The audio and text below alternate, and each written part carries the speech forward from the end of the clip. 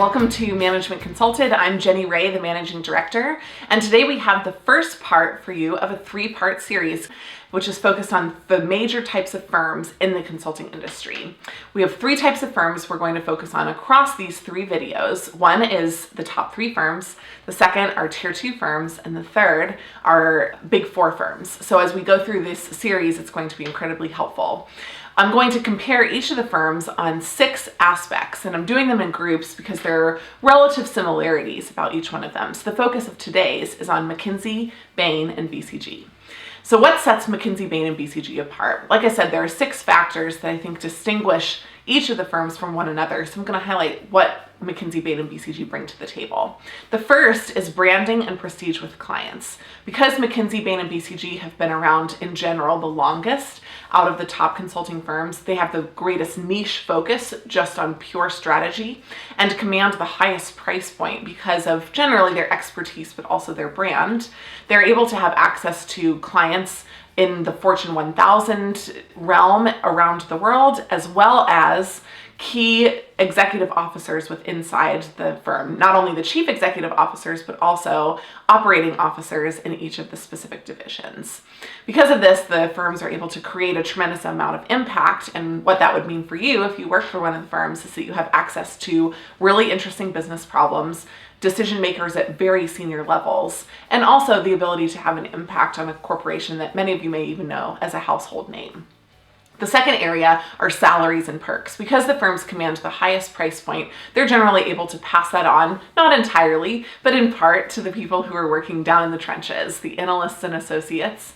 And the key goal here is that you feel valued while you're at the firm, that you're able to feel adequately compensated, and also that you're able to stay re-energized based on the fair compensation that they give. Usually this compensation is under what investment bankers would make, but above what any other consulting firm would pay in the industry. And not only are the salary an important aspect of the compensation structure, but the perks that go along with it are also important. In top consulting firms, you're generally put up at very nice hotels, you're given access to pretty lax expense budgets, and you're able to really focus on lifestyle aspects that are important to you. In addition, you're treated with special perks like in-site and off-site entertainment. You have a break room, there's generally food that's pretty free-flowing, and a lot of things that make the day-to-day job a lot easier. The third aspect of the consulting firms is training. With training, you have both on-site and off-site training. On-site training starts the first day that you're on the job. It happens formally, usually for 2 weeks at the beginning of the job, then informally by way of a mentor. There's ongoing training that happens every 1 or 2 months in the office, as well as biannual or annual off-site training, usually at a warm and sunny location. The fourth area is culture. Because of the very rigorous structure that you have to go through in order to get hired at the firm and the incredibly processed training structure that you go through, there's a lot of trust in the core skills that a consultant at one of these firms builds, which means that there's tremendous cohesiveness across the firm. In addition, interestingly, while the firms are brutally competitive with one another when they're actually going head to head when you're working for one of the firms, after you leave the firms, there's a generally mutual respect for someone who comes out of any one of the top 3 firms. And there's very little difference in light of your perspective or the perspective of the industry, which leads me to point number 5. Exit opportunities. Exit opportunities from the top 3 firms are essentially limitless.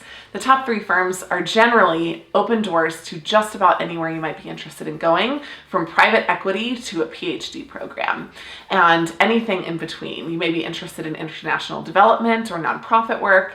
You may be interested in entrepreneurship, and generally not only are there access opportunities that are formal, people that are calling you, or access to job boards, but also the informal network of the firm, again, very tight-knit, but also very far-reaching in many of these realms. Finally, point number 6, the interviews. What really distinguishes the top 3 firms against the others, at least at this point in the game for many of you, is that their interviews are very different. They're incredibly rigorous, they're very expansive, so they focus not only on how you would work with the client, but also on how you solve problems, how you do math, how you think out loud. They test every part of your communication structure, and they're very focused on really understanding who you would be as a professional on the job. We're going to cover these interviews in greater detail detail later on in our series, so make sure that you stay tuned for that. For now, if you have further questions about any of the top 3 firms, we have firm profiles on our website, and you can also read much more about them at managementconsulting.com.